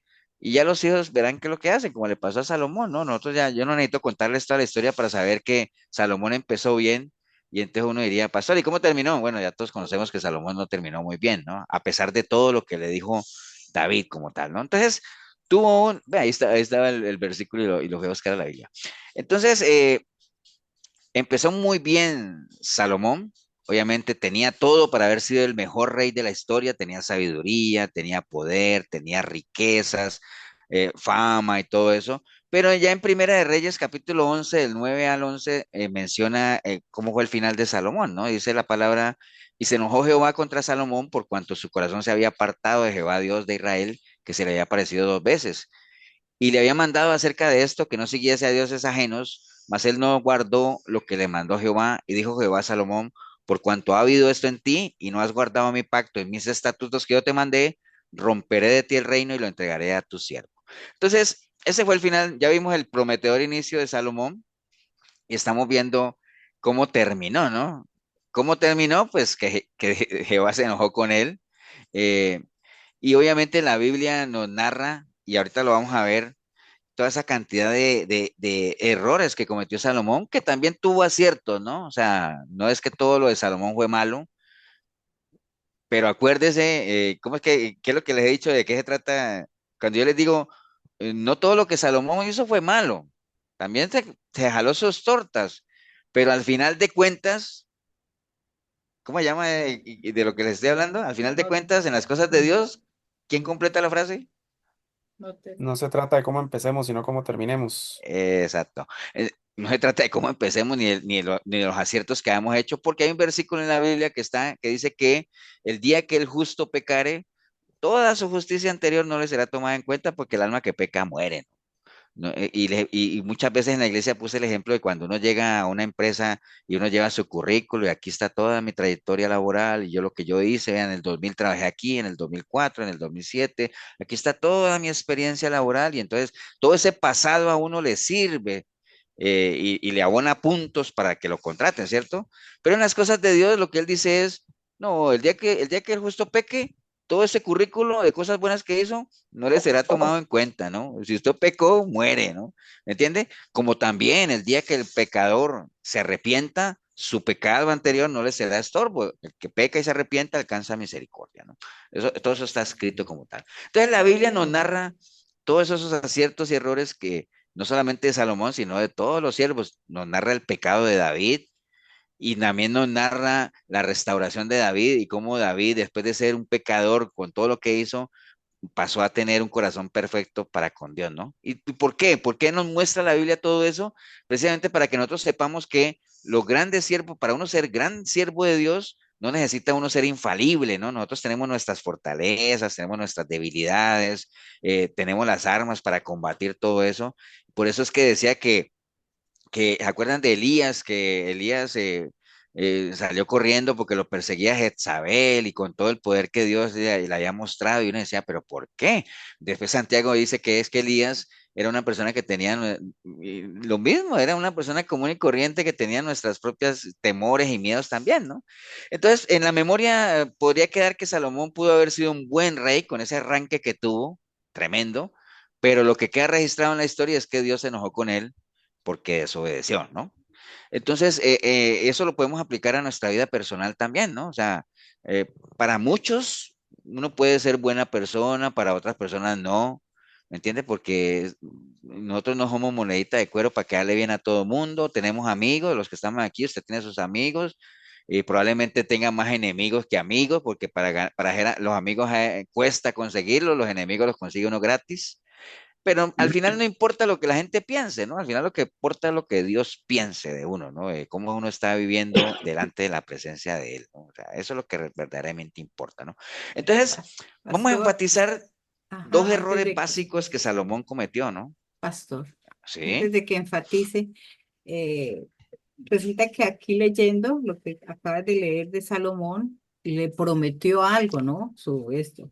Pero eso fue casi ya inmediato. Uno lee la palabra y el Señor inmediatamente él, quebró ese pacto. O sea, ya no tuvo pacto con él porque dijo, no, yo te voy y inmediatamente se enojó. es Pero que hoy acuérdense en lo que vimos día, hace 8 días, ¿no, Mile? ajá, Ahora que tú mencionas eso, que vimos los sí. pactos, un Ajá, no, pacto pero es yo un... digo que ¿Ah? el Señor fue así, inmediato, pero hoy en día, como tú dices, cometemos errores o pecados y como ahí sigue el esposo, como ahí sigue la mujer que no dijo nada y como ahí sigue, entonces, que no ve pues que haya pasado algo, seguimos en eso, ¿sí me entendés? Sí, sí, Esa sí. insensibilidad de nuestro corazón. Ah, no, que dice que invalidó el pacto, nada. Entonces nos volvemos así como carebarros, porque no, pero aquí se ve inmediatamente que el Señor le quitó De esa todas formas, protección. también acá en lo que dice Milena, acuérdate lo que dice aquí, ¿no? O sea, no es que fue una vez, ¿no? Dice, no, ya el Señor se le ha aparecido 2 veces, ¿no? Ya le había advertido, ¿no? Siempre Dios es un Dios de oportunidades también, ¿no? O sea, pero lo que dice Milena es cierto, en las cosas del Señor, el mismo Jesús lo decía, ¿no? El que conmigo no recoge, desparrama, o el que está conmigo está contra mí. Yo vine aquí, dos bandos, uno aquí, otro contra el otro, pero en las cosas de Dios no hay medias tintas, por eso es que él habla de que a los tibios los vomitan, ¿no? Porque eso de estar en la mitad y que, no, no, no, aquí o estoy o no estoy, ¿no? Y acuerdan del ejemplo aquella de la carne en la molida, en la nevera y que la mujer que nadie está medio embarazada, ¿acuerdan de todos esos ejemplos, ¿no? Que hacen parte de la historia de la iglesia, ¿no? Entonces, vamos a enfatizar en dos errores básicos que Salomón cometió. Los que han leído la historia de Salomón, a ver si lo recuerdan. ¿Cuáles fueron esos dos errores básicos y que tienen una aplicabilidad tremenda en nuestra vida, ¿no? O sea, ¿alguien se acuerda cuáles fueron esos dos errores? Entonces, bueno, los vamos a ver, ¿no? Volver en amistad con Egipto. Sí, ese fue uno. Casarse con las mujeres que Dios había prohibido. Exacto, ese fue el otro. Entonces, están bien, están volando. Esos fueron los dos grandes errores que Salomón cometió, digámoslo así. Entonces, el primero, empecemos por ahí, él se unió a mujeres que no eran del pueblo de Dios, digámoslo. Acuerden que en Primera Reyes 3:1 dice la palabra del Señor, en Primera Reyes 3:1, Salomón hizo parentesco con Faraón, rey de Egipto, pues tomó la hija del Faraón y la trajo a la ciudad de David, en tanto que acababa de edificar la casa y la casa de Jehová y los muros de Jerusalén. Entonces se casó con la hija del Faraón, ¿no? Entonces, eso era como para hacer una alianza estratégica, ¿no? Para que hubiera paz en Israel. Entonces uno podría decir, qué raro, pastor, porque la intención era buena, ¿no? O sea, era una buena intención. O sea, para que haya paz en Israel, me caso con la hija del faraón y entonces, ¿cómo se va a levantar el suegro contra el yerno, no? Pero acuerden lo que hemos hablado siempre, las buenas intenciones, si no están alineadas a la voluntad de Dios, son un estorbo, ¿no? Como le pasó a Pedro cuando quiso persuadir a que el Señor no fuera a Jerusalén. Y el Señor le dijo, apártate, Satanás, ¿no? Porque no estás hablando por ti, sino, bueno, todo lo que él le dijo, ¿no? Y además, ¿por qué iba en contra de Dios? Porque eso ya estaba prohibido. En Deuteronomio 7:1 no se pueden mezclar, no se mezclen, todo lo que ya se había dicho, ¿no? Y entonces uno diría, qué drástico Dios, pastor, porque pues sí, se casó nada más con la hija del faraón. Pero es que no fue solo con la hija del faraón, ¿no? Primera de Reyes 11, el 1 al 8 dice, pero el rey Salomón amó además de la hija del faraón, amó además a muchas mujeres extranjeras, a la de Moab, a la de Amón, a la de Edom, a la de Sidón, a las Eteas, todas extranjeras, ¿no? Gentes de las cuales Jehová había dicho a los hijos de Israel que no se llegaran a ellas, ni ellas se llegaran a vosotros, porque ciertamente harán inclinar vuestros corazones hasta sus dioses. A estas pues se juntó Salomón con amor y tuvo, ojo, los que tengan calculadora, y tuvo 700 mujeres reinas y 300 concubinas, y sus mujeres desviaron su corazón. Y cuando Salomón, bueno, dejémoslo ahí nada más para no echarle más basura a Salomón. El caso es que el hombre se enredó con varias de otros pueblos que no eran así, de pronto buscando alianzas, pero al final el Señor le ha advertido, le dijo, no te juntes con ellas, ¿por qué? Porque ellas van a desviar tu corazón. Al final Salomón se juntó con ellas y ellas desviaron su corazón, ¿me entiendes? Es que el Señor ya todas se las sabe, ¿no? Entonces, ahora sí, por eso está para Salomón, ¿no? Para mí, para nosotros en el Nuevo Testamento, Pablo le advertía a la iglesia de Corinto, no se unan en yugo desigual con los incrédulos, porque qué compañerismo tiene la justicia con la injusticia y qué comunión tiene la luz con las tinieblas, ¿no? Que hoy en día sigue pasando, no se unan en yugos desiguales, porque el uno sabe, no, es que yo lo convierto, yo la cambio, yo la enderezo. No, hombre, eso no funciona. Realmente, los que ya están en yugos desiguales, pues hay que seguir ahí, digamos, con nuestro testimonio, ver cómo ganamos a la persona para los pies del Señor y todo eso. Pero en la medida en que los que no lo han hecho todavía, pues no lo hagan, ¿no? Eso no, realmente hay que buscar una persona. ¿Cómo caminarán dos personas juntas si no piensan igual, si no tienen la misma meta, no los une el mismo sentir, ¿no? Eso es importante, ¿no? Cuando uno une su vida, eso ustedes lo saben, eso no tengo por qué yo decírselo, unir la vida a una persona que no ame a Dios, pues destruye nuestra propia vida definitivamente, eh, porque nos desvía del camino, ¿no? O sea, nos aparta, ¿no? O dígame, si usted no conoce casos, o espero que usted no lo esté pasando de personas que siempre tratan a uno de desviarlo, apartarlo. Nosotros hemos conocido casos que siempre nos han dicho, no, ahora que se formalice la relación, ella o él lo va a jalar a la iglesia y resulta que ya no volvió uno a ver a ninguno de los dos, ¿no? Entonces, ¿qué nos queda a nosotros como padres? Al mejor estilo de David, aconsejar a nuestros hijos y si somos hijos, pues ser obedientes a nuestros padres. Como pareja, tomar decisiones sabias y todo ese asunto como tal. Lo que pasa es que a veces hablando de esto de las relaciones, hay gente que se encapricha con una persona, ¿no? Y entonces todo esto que uno está hablando, y les hablo cuando alguien le puede venir a pedirles un consejo a ustedes o a uno, cuando está en una relación de estas que uno sabe que no va para ningún lado, ¿no? Pero la gente minimiza las cosas que de pronto la palabra advierte y que no, que eso no le va a afectar, que mi vínculo con el Señor es fuerte, nadie me va a separar de, bueno, tantas cosas que la gente puede decir, pero imaginen ustedes si Salomón, siendo el hombre más sabio del mundo, cayó. ¿qué nos podría pasar a nosotros, ¿no? O sea, imagínense ustedes nada más, ¿no? Entonces, ese fue el primer error de Salomón, o sea, emparentarse con gente que no era del reino de Dios. Apliquémoslo a nosotros, yugo desigual no funciona. Y cuando hablo de yugo desigual, no me refiero solo a las relaciones de pareja, me refiero a la parte de los negocios, amistades y todo eso. Y está bien, no estoy diciendo que uno se aísle del mundo porque estamos en este mundo, sino que no entremos en intimidad con eso, no, digamos, no hagamos amistad con las cosas del mundo, ¿no? Porque créame que si hay algo le interesa a las cosas de este mundo es sacarlo a uno de donde uno ya está, ¿no?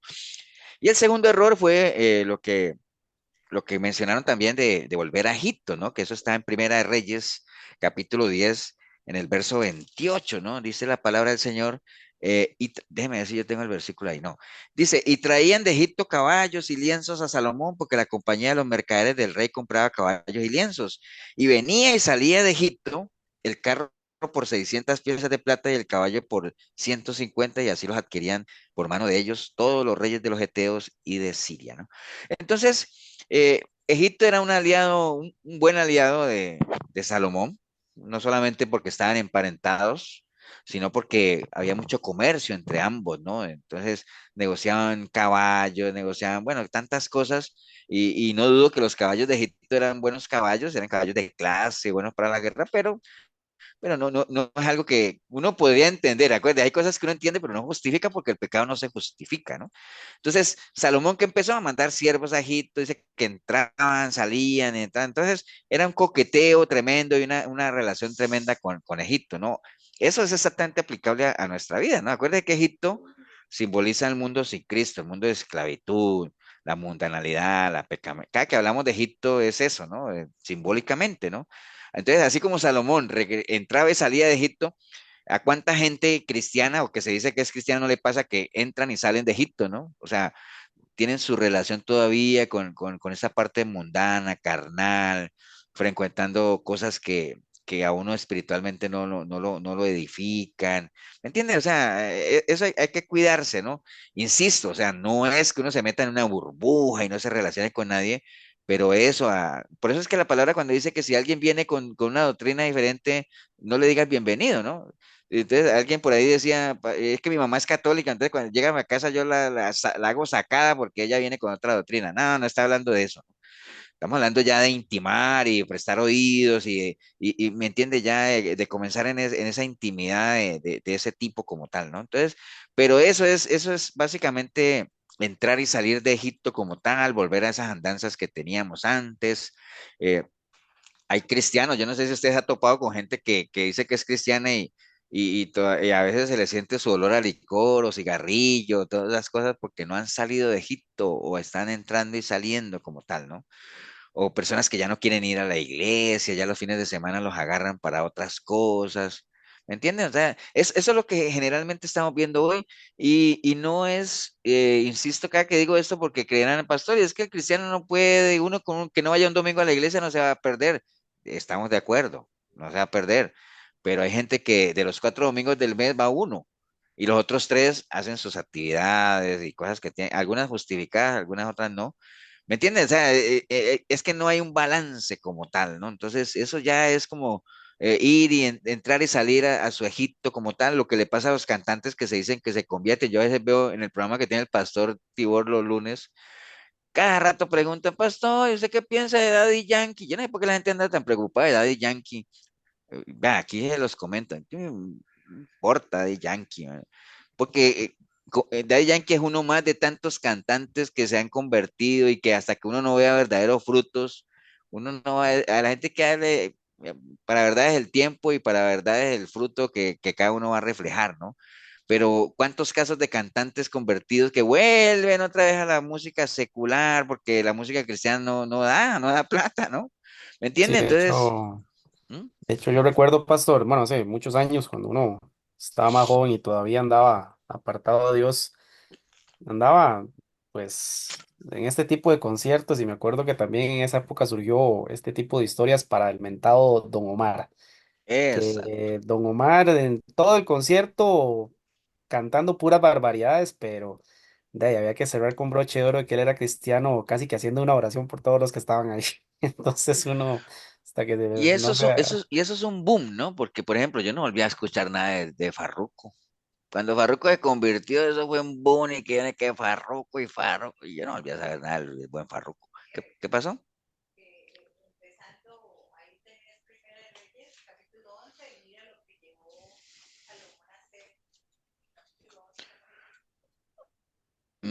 Es que Milena me habla por acá por la espalda. ¿Este por qué no habla el micrófono? Mire y habla.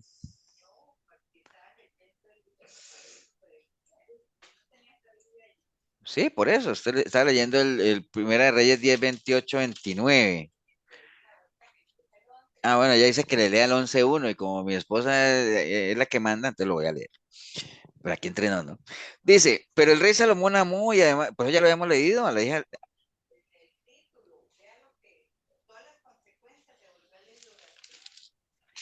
bueno, está bien. Listo, sigamos entonces, después de esta violenta interrupción. Entonces, bueno, entonces les decía que aplicado a la vida de uno, eso simboliza eso de entrar y salir de Egipto, básicamente el coqueteo y todo ese asunto, ¿no?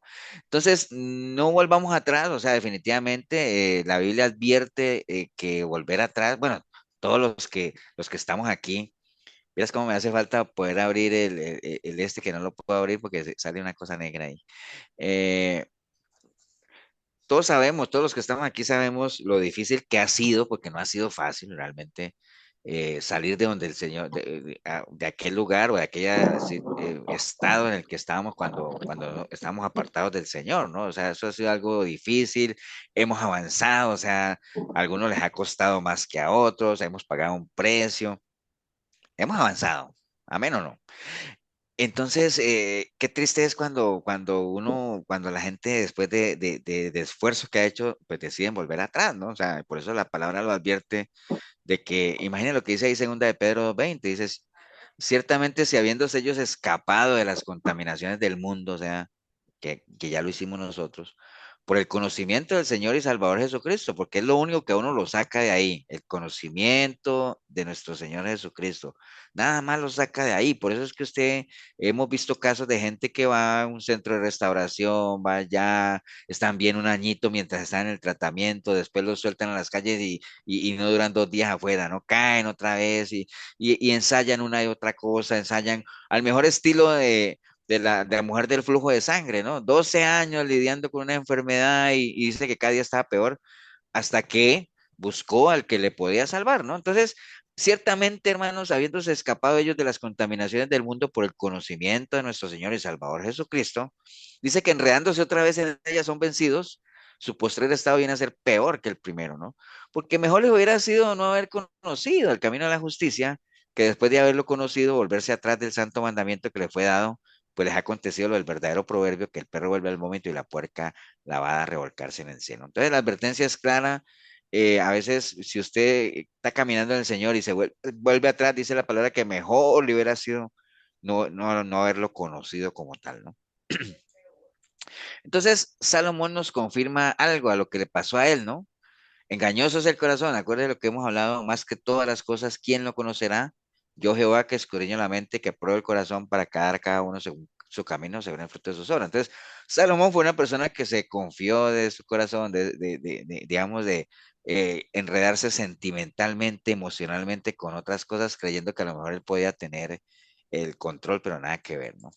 Entonces, ¿qué nos deja toda esta historia de la caída de Salomón? Mucha enseñanza, muchísima. De por sí, hasta ahorita lo que llevamos, ya sabemos, esos dos errores que cometió Salomón ya nos deja mucha enseñanza, pero ni siquiera vamos en la mitad de todo lo que nos enseña la historia de Salomón, ¿no? Muchísima, que ya la hemos visto en algún momento. Pero miren qué interesante esto, ¿no? ¿Qué nos enseña la historia de Salomón? Primero que un buen comienzo no garantiza un buen final. Ya sabemos cómo empezó Salomón, muy bien, terminó mal.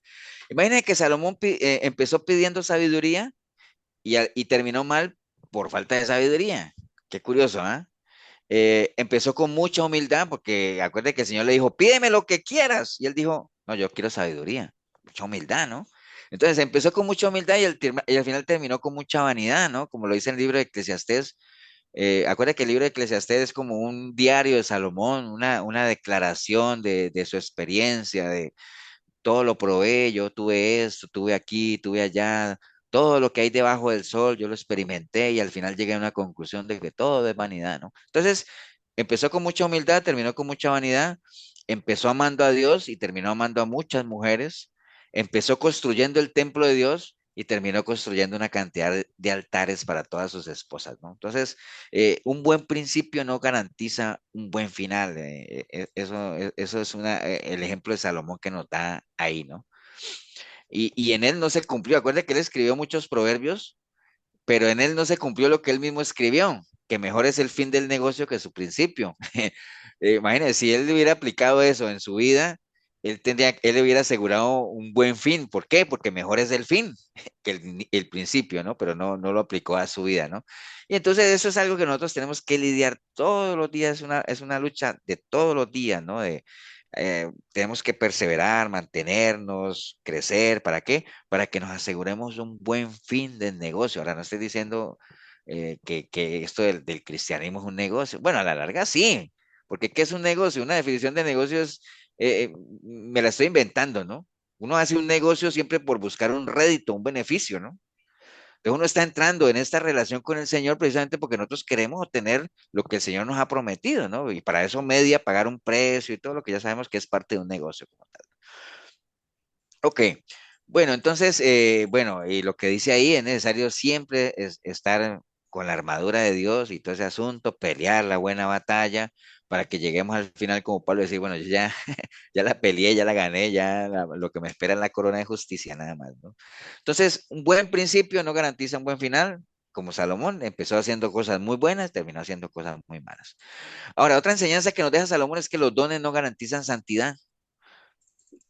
Por eso es que los dones, acuerde que el Señor dice, son imitables, los dones son para edificación de la iglesia, los dones son para eso, pero eso no es suficiente, ¿no? Para garantizarle la santidad a uno, si no preguntémosle a Salomón, que tuvo una cantidad de dones, ¿no? El más importante, la sabiduría, ¿no?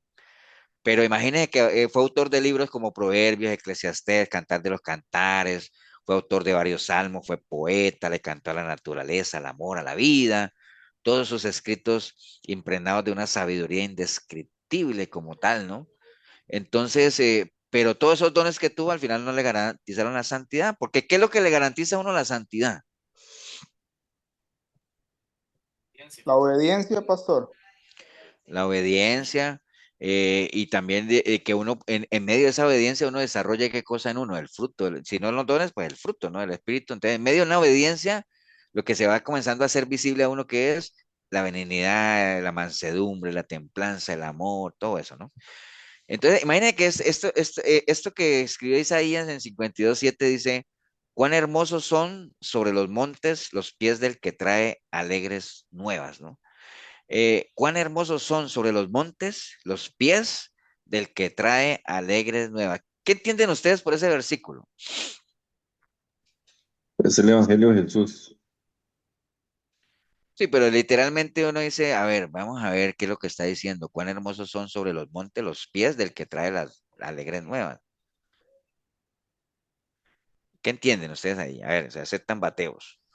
Se puede decir, pastor, que los pasos que la persona que está anunciando la palabra de Dios es un caminar eh, muy sano, la verdad, muy íntegro delante de Dios. Muy bien, Davis, anótate 2 puntos. ¿Qué quiere decir eso? Quiere decir que aquel que trae las buenas nuevas, es decir, las buenas nuevas, acuérdense que es el Evangelio, como decía Marquitos, todo aquel que anuncia el Evangelio debe estar respaldado por un buen caminar, ¿no? Que sus pies sean hermosos, digámoslo, en el sentido de que sus pisadas como tal, ¿no? O sea, lo cual obviamente lejos estuvo Salomón de eso, de eso que él enseñaba, ¿no? O sea, al final su caminar no respaldó todo lo hermoso que escribió y las buenas nuevas que él anunció, ¿no? Entonces ahí es donde uno tiene que estar, todo aquel que anuncia las buenas nuevas tiene que estar respaldado por un buen caminar, en otras palabras, un buen testimonio, unos buenos frutos que lo respalden como tal, ¿no? Porque si hay algo que a uno lo respalda es su testimonio, ¿no? Que hermosos sean los pies, es decir, las caminadas, las pisadas como tal, ¿no? Entonces, esa fue una segunda enseñanza de Salomón. La primera, acuérdese, un buen comienzo no te garantiza un buen final. La segunda es, los dones no te garantizan santidad. Y la tercera, esta que está aquí, dice, los años no garantizan la rectitud, ¿no? Porque curiosamente en el versículo, Primera de Reyes 11:4 dice, y cuando Salomón era ya viejo, sus mujeres inclinaron su corazón tras dioses ajenos y su corazón no era perfecto con Jehová Dios como el corazón de su padre David. Entonces, ¿cuándo fue que las mujeres inclinaron el corazón no sé por qué tengo la palabra Sansón en la boca, de Salomón? Cuando ya era viejo, ¿no? ¿Cierto que sí? Fue casi que en los últimos años de su vida. Fue cuando hizo las peores locuras, ¿no? Fue cuando las mujeres lo inclinaron, cuando ya estaba viejo como tal, cuando uno creería que la vejez te da sabiduría y todo eso. No, no, no. Los años no garantizan rectitud, ¿no? A veces vemos gente que en la vejez anhelan y desean practicar cosas que de jóvenes no hicieron, ¿no? Por eso es que vemos muchos, ¿cómo le llaman a esos que los viejillos que pagan todo? A los Los sugar daddy. sugar. Los sugar. O sea, ya de viejos quieren hacer cosas de jóvenes como tal. Y también inclusive hay jóvenes que quieren hacer cosas de viejos, ¿no? Entonces, los años no garantizan eso, ¿no? Como tal. Y ojo que él mismo escribió proverbios como este que dice, corona de honra es la vejez que se halla en el camino de la justicia. ¡Wow! Ese proverbio lo escribió Salomón. Imagínense. O por ejemplo, en Lamentaciones 4:1 que dice, ¿cómo se ha ennegrecido el oro? Como el buen oro ha perdido su brillo, ¿no? ¿Me entienden? Entonces, todo eso que está ahí. Entonces, Salomón es ese caso típico, digámoslo, ya en la vejez, comenzó a hacer locuras como tal, o perdió su primer amor ya al final de sus años, ¿no? Y el Salmo 92:14 dice, aún en la vejez fructificarán y estarán vigorosos y fuertes, ¿no? Eso no fue aplicable a Salomón. Te recuerden, los años no garantizan rectitud, ¿no? Lo vimos en Salomón, lo vemos hoy en día. El hecho de que usted vea a una persona mayor no quiere decir que porque sea mayor dice, wow, debe ser una persona recta. No, no, hoy vemos de todo un poco, ¿no? Los años no garantizan rectitud. Otro, los privilegios no garantizan responsabilidad, ¿no? Salomón tuvo muchos privilegios, muchísimos. Antes de nacer, obviamente se le designó como el sucesor de David, se le escogió para edificar el templo, se le profetizó que su reino se iba a hacer de paz y duradero. Era o sea, no hubo un rey con más fama que él, o sea, tuvo muchos privilegios como tal, ¿cierto que sí? Y esos privilegios debieron haberle llevado a ser fiel y obediente a aquel que le dio todo ese honor de llevar esos privilegios, pero ya sabemos lo que pasó con él, ¿no? Al final se llenó de orgullo, hizo cosas que no debería hacer, se le olvidó de dónde venía, ¿no? Venía de un matrimonio adúltero, o sea, ahora no quiere decir que porque si una persona viene de una relación de adulterio, entonces esa persona, digamos, lo que pasa es que eso debería afectarle en uno y decir, wow, tengo que cuidarme, ¿no? Porque no es algo bonito, digámoslo así, pero al final no le importó mucho eso a Salomón, se le olvidó muy fácil, digámoslo así, y entonces, y además entendiendo de cómo Dios había restaurado al papá, ¿no? Y todo ese asunto, y las consecuencias como tal de todo lo que David obviamente ocasionó ese pecado, ¿no? Pero bueno, hubo mucha soberbia de por medio, mucha altivez. Acuérdate de lo que dice Proverbio 16:18, antes del quebrantamiento de la soberbia y antes de la caída la altivez de espíritu. Entonces, los privilegios no garantizan responsabilidad. Salomón tuvo muchos privilegios, pero al final actuó de una manera irresponsable. Dios nos ha dado un privilegio tremendo. Dice que a los suyos vino y los suyos no lo recibieron y a los que sí lo recibieron les dio la potestad, es decir, el privilegio de ser llamados hijos de Dios, ¿no? Pero aún a muchos que el Señor les ha dado ese privilegio de una manera irresponsable, necia, al final deciden desecharlo. Entonces, aplica también hoy en día. Otra enseñanza dice que el poder no garantiza el dominio propio, ¿no? O sea, no hubo en Israel alguien que dominara tanta extensión de tierra como Salomón, ¿no? Dice que los pueblos se le rendían a él, muchas veces sin empuñar las armas como tal, por la misma fama que tenían y de que sabían que Dios estaba con él, ¿no? Y eso le permitió a él gobernar sobre nacionales y extranjeros con vara de hierro, o sea, con autoridad como tal, ¿no? Pero al final, ¿de qué le sirvió todo eso si al final no pudo dominar sus propias pasiones, ¿no? Acuérdate que, aquel versículo que dijimos que de qué le sirve al hombre conquistarte todo si al final nunca conquista su alma y la pierde, ¿no? Entonces no pudo dominar sus propias pasiones y todo lo que vimos ahorita que al final no murió sin tener sabiduría como tal. Entonces recordemos este ejemplo de Salomón que la carne, o sea, nuestra concupiscencia, nuestros deseos de la carne, no se doblegan ni con espada, ni con cetro, ni nada, sino lo único es con la palabra de Dios nada más, ¿no? O sea, no hay otra forma. Nosotros queremos que el enemigo huya, tenemos qué cosa, resistirlo, pero para poder resistirlo hay que someterse a Dios, ¿no? O sea, no hay otra cosa. Entonces, recordemos, ya para ir cerrando, en las cosas de Dios no es importante cómo arranques, sino cómo termines, que son las famosas matemáticas de Dios. Lo vimos clarito en el ejemplo de Salomón, pero todavía nos falta un ejemplo más. Vamos a dedicar unos 10 minutitos muy rápido, que está en Mateo 20, la parábola de la viña, ¿no? Que la hemos visto varias veces. Esa parábola de la viña que tiene también mucha enseñanza para cerrar este tema de, ya vimos el ejemplo de la iglesia de Gálatas, ya vimos el ejemplo de Salomón, pero en Mateo 20, del 1 al 16, hay una parábola también muy bonita, la parábola de la viña, que dice que el reino de los cielos es semejante a un hombre padre de familia que salió por la mañana a contratar obreros para su viña, ¿no? Y habiendo convenido con los obreros en un denario al día, los envió a su viña y saliendo cerca de la hora tercera del día, había otros que estaban en la plaza desocupados y les dijo, id también vosotros a mi viña y os daré lo que es justo, y ellos fueron. Salieron otra vez cerca de la hora sexta y novena, hizo lo mismo, y siguiendo cerca, ¿no? Bueno, voy a parafrasear porque se nos fue el tiempo. O sea, el caso es que había un dueño de una viña que necesitaba obrero, entonces comenzó a salir a diferentes horas a contratar a obreros, ¿cierto? Para la viña. Entonces salió a la hora primera. Acuerde que las jornadas laborales en los judíos eran de la hora 1 a la hora 12, que es lo mismo de las 6 de la mañana a las 6 de la tarde, ¿no? Entonces salió a las 6 de la mañana, contrató a uno, les dijo, les voy a pagar un denario. ¿Se acuerdan qué es un denario? Un día de trabajo. Un salario de un día de trabajo. Entonces, fue a las 6 de la mañana, le dijo, ¿quieres ir a trabajar? Es de 6 a 6. Sí, te va a pagar un denario. Listo. A las 9 de la mañana fue, ¿quieres ir a trabajar allá? Te va a pagar un denario. Listo, voy hasta las 6, ¿no? A las 12, ¿quieres trabajar allá? Hasta las 6 te pago un denario. A las 3 de la tarde, ¿quieres trabajar allá? Te pago un denario. A las 5 de la tarde, ¿quieres ir a trabajar allá hasta las 6? Te pago un denario. A todos, ¿no? Entonces así fueron todos allá. Al final, cuando llegó a las 6 de la tarde a pagarles a todos, pues a cada uno comenzó a darle su denario, ¿no? Entonces los de las 6 de la mañana saltaron inmediatamente a decir, ¿cómo es posible que yo que entré a las 6 de la mañana me va a dejar un denario y el que entró a las 5 de la tarde le va a dejar también un denario? Entonces, ¿qué le dijo el dueño de la viña? Le dijo, ¿cuánto te dije que te iba a dar? Un denario. Pues toma tu denario. ¿Me entiendes? Porque yo soy el dueño de la viña, yo hago con mi dinero lo que yo quiera, bueno, resumiéndole, ¿no? Eh, entonces, ahí qué era lo importante, ahí no importó a qué horas entró cada uno, ¿qué fue lo importante ahí?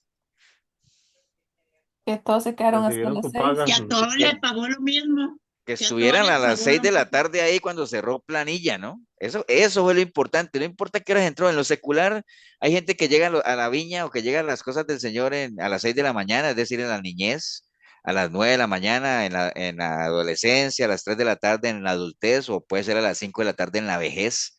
No importa en qué momento llegue uno a los pies de Cristo, lo importante es que cuando le llegue la muerte, pues estemos inscritos en la planilla, ¿no? En la hora, en el libro de la vida. Yo ponía esta anécdota que dice de Molino de Agua. De Agua es el pueblo mío natal, porque allá la única empresa grande que había en el pueblo era un molino. Un molino es una empresa que se encarga de procesar el trigo, ¿no? O sea, lo muelen y lo convierten en harina.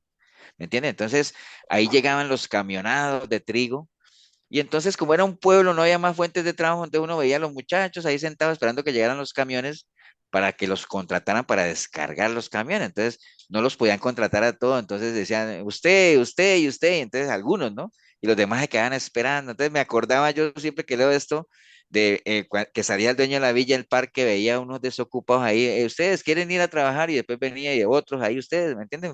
Me pareció muy parecida la historia, ¿no? En lo secular, nosotros vemos que hay muchos aspirantes, hay mucha gente buscando trabajo, pero hay poco trabajo, ¿no? Eso es en lo secular. En lo espiritual es al revés, hay mucho trabajo, pero hay pocos aspirantes, ¿no? Que es lo que el Señor le hablaba de que la mies es mucha, pero los obreros son pocos, ¿no? La mies es como una especie de cereal ahí de cuando ya está listo para recogerlo, ¿no? Ya para arrancar, es como una especie de trigo, ¿no? Entonces, básicamente es eso, ¿no? Entonces, les decía que, bueno, ellos convinieron un salario y un denario.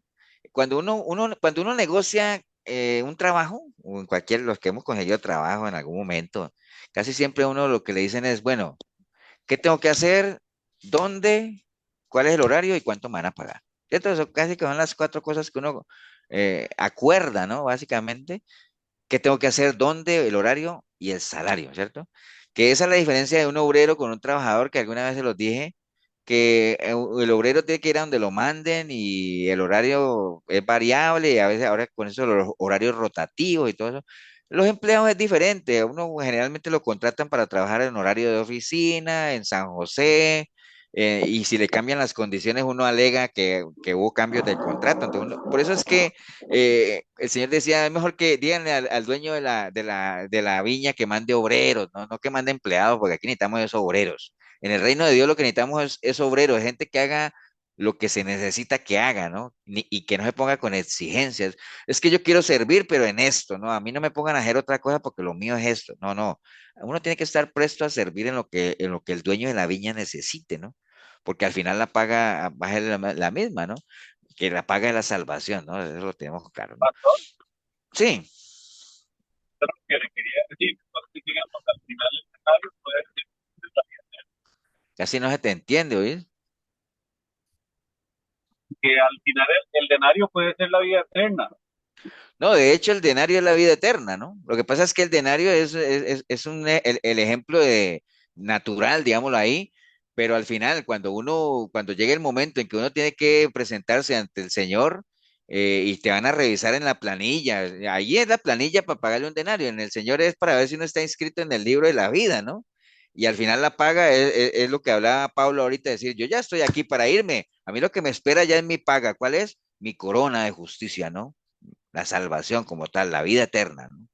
Por eso es que él le decía a Timoteo, asegúrate de echarle mano de la vida eterna, ¿no? O sea, porque está ahí, pero si no le echas mano, no creas que te va a llegar solita, ¿no? Como tal, ¿no? Ok, bueno, entonces ya para cerrar estos minutitos, en las cosas de Dios, recuerde, siempre hay cosas que hacer, ¿no? O sea, no, hay gente que dice es que no hay yo qué hacer, o sea, siempre hay cosas que hacer en las cosas de Dios. Mire, por ejemplo, en Romanos 12. Nada más, Romanos 12 de capítulo 4 dice la palabra del Señor, porque de la manera que en un cuerpo todos tenemos muchos miembros, pero no todos los miembros tienen la misma función. Así nosotros siendo muchos somos un cuerpo en Cristo y todos miembros los unos de los otros, de manera que teniendo diferentes dones, según la gracia que nos es dada, si el que tenga el don de la profecía, úsela conforme a la medida de su fe, es decir, el que tenga ese don de predicar, predique conforme a lo que sabe, ¿no? O sea, no invente, o sea, ¿para qué va a predicar uno lo que no sabe, ¿no? Si es de servicio, pues que sirva, y el que enseña, pues que enseñe, ¿no? El que exhorta, pues que haga exhortación, y el que reparte, pues que lo haga con liberalidad, el que preside, el que lidera, que lo haga con solicitud, misericordia, con alegría. Al final amados unos a los otros. Entonces, lo que Pablo está diciendo a la iglesia de Romanos es, vean, nosotros somos un cuerpo y somos diferentes miembros, entonces siempre hay cositas que hacer, ¿no? O sea, eh, el asunto aquí es que realmente lo que les decía ahorita, hay muchas cositas que hacer, pero hay pocos aspirantes como tal, ¿no? En lo natural se espera lo mismo, ¿no? Ahora, ¿por qué la gente se quejó allá del denario? Porque en lo natural es lo mismo, ¿no? Si yo trabajo más, ¿qué espero? Ganar más. Eso es natural, es lo normal, ¿no? O sea, si yo trabajo más, yo gano más. Y estoy casi seguro que los que estamos aquí nos debe haber pasado en algún momento, ¿no? O que por momento alguien que haga lo mismo que uno hace se gana más que uno. Entonces uno dice, ¿cómo así? ¿Me entiende? Eso es así, ¿no?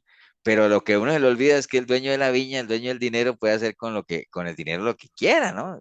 Yo ponía el ejemplo ahí de una herencia de un orfanato, ¿no? Que a veces han visto ustedes esos casos de gente que se muere y están toda la familia ahí esperando que se. No se le escucha, pastor, se cortó el Apagó audio. el micrófono.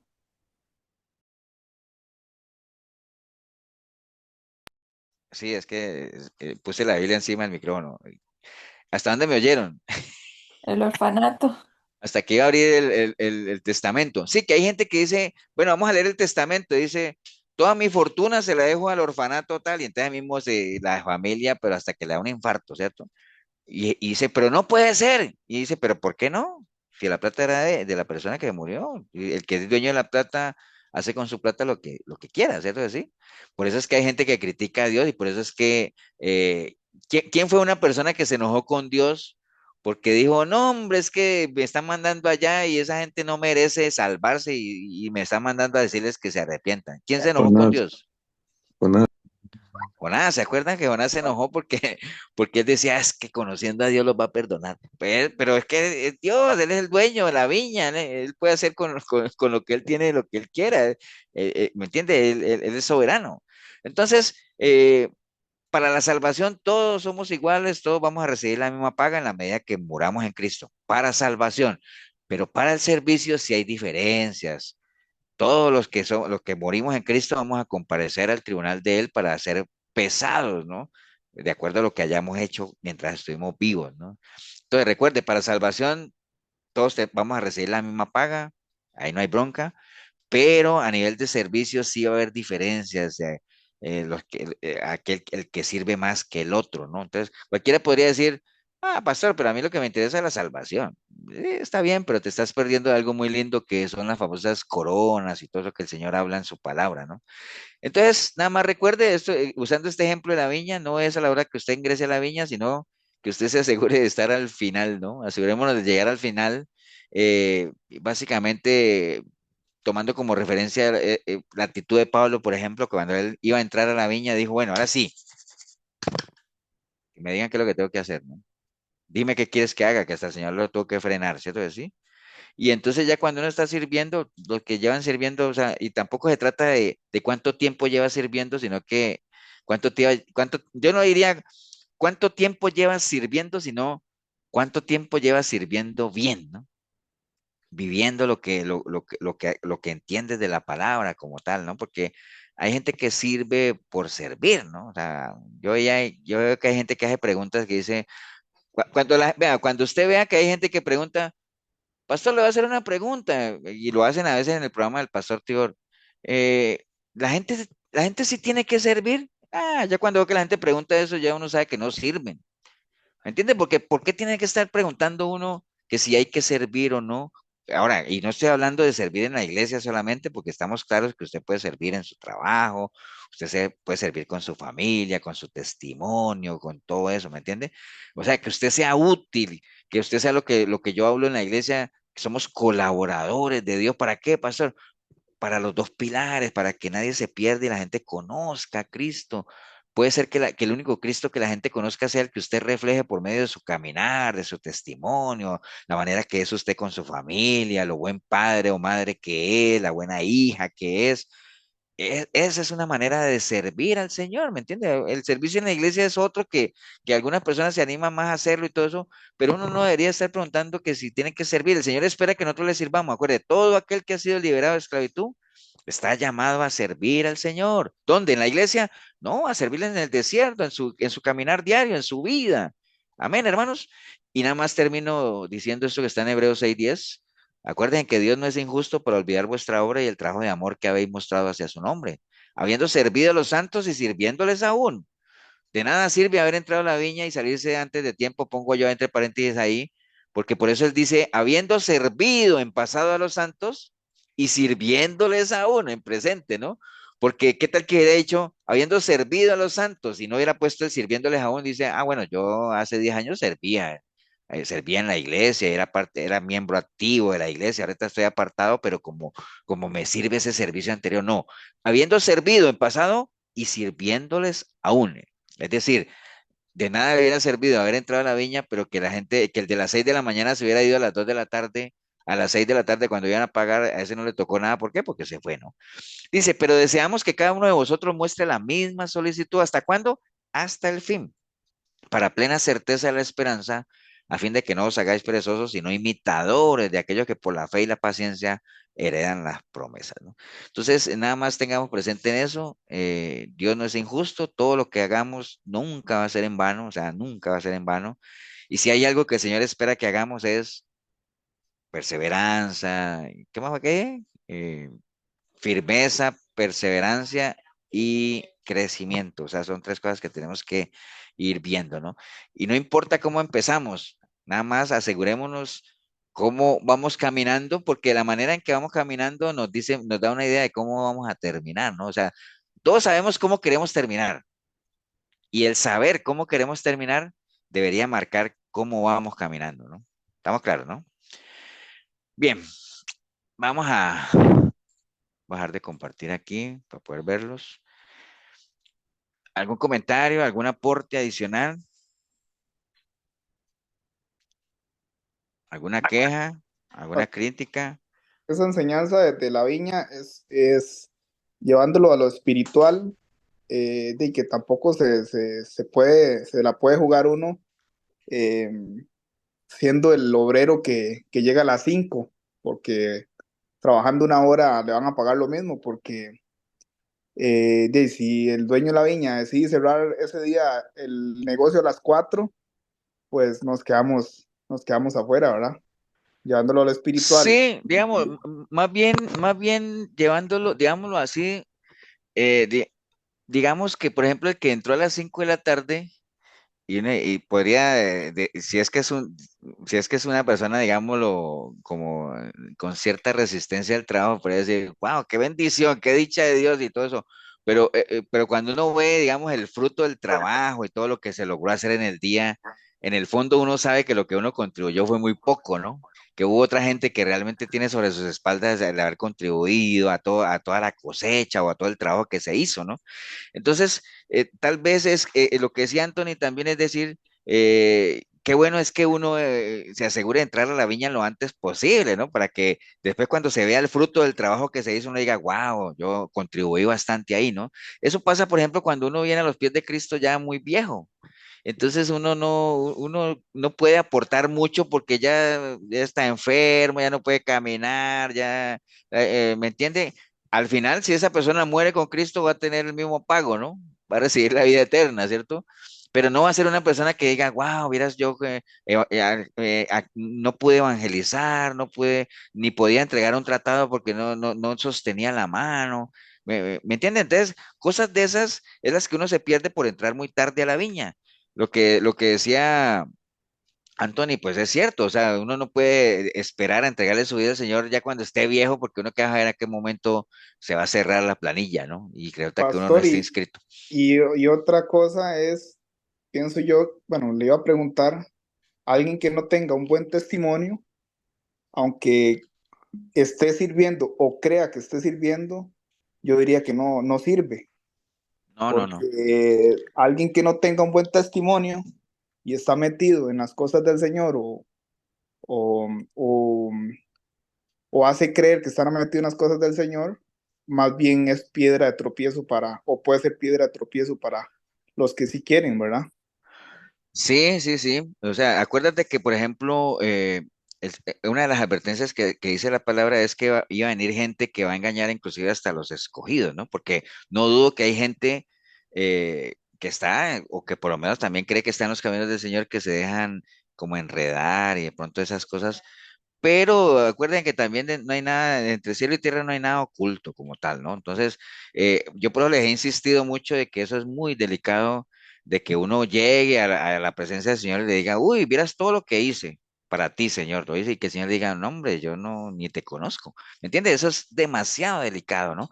Y lo que hablamos ahí que le decía Pablo a los Gálatas, el que cree hacer algo sin serlo, así mismo se engaña, ¿no? ¿Entiendes? Entonces, por eso es que qué importante es que uno se asegure de ser lo que uno cree que es, ¿no?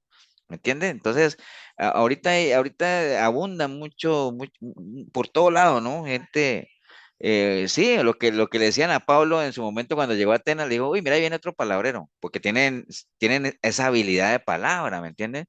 Pero ahí lo mejor es filtrar todo y pesar todo con la palabra. Pero sí, lo que dice Antonio es cierto, por eso les decía ahorita que no es tanto cuántos años lleva usted sirviendo, sino si realmente está sirviendo bien, ¿no? O sea, con excelencia, lo que hablamos allá, preciosos los pies de aquel que lleva las buenas nuevas, ¿no? Que lo respalde a uno un buen caminar, un buen testimonio, ¿no? Entonces, y no estar alardeando mucho, porque hay un dicho muy popular que dice que dime qué presumes y te diré qué careces, ¿no? Entonces, casi que la mayoría de la gente que presume algo, casi siempre, no siempre, pero la mayoría de las veces carece de eso mismo que está presumiendo, ¿no? Entonces, hay que tener mucho cuidado.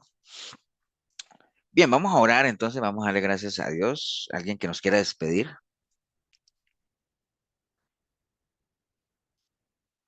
Que no sea Salomón, pues. Yo, pastor, Vamos, Karina.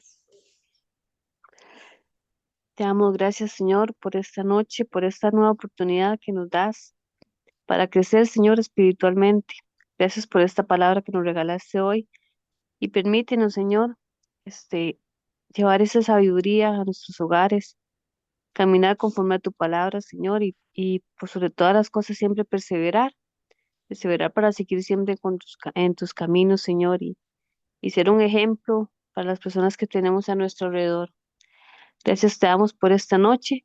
Ponemos en oración, Señor, a todas aquellas personas que están con algún quebranto de salud y te damos gracias, Señor, por todo lo que nos regalas.